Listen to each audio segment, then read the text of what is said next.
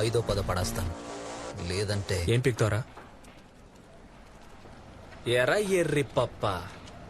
ఎటువంటి కష్టం పడకుండా అసలు ఏ క్వాలిఫికేషన్ లేకపోయినా మీ నాన్న ఉన్నోడనే ఒకే ఒక కారణంతో చెమట కూడా పట్టకుండా స్ట్రైట్ గా ఎండి చైర్ లో కూర్చున్న నీకే ఇంత పొగరుంటే,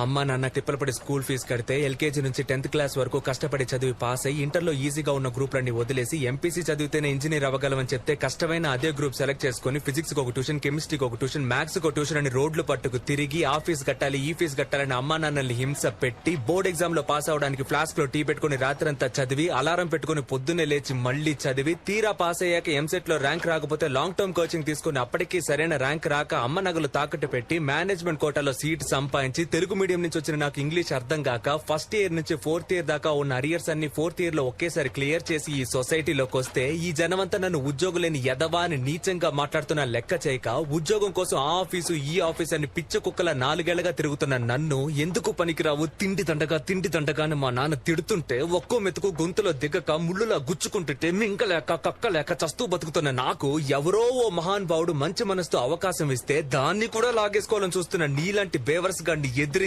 ఈ రోజు నీ ముందు నుంచి మాట్లాడుతున్న ఉద్యోగులేని గ్రాడ్యుయేట్ ని నాకెంత పొగరుండాలరా.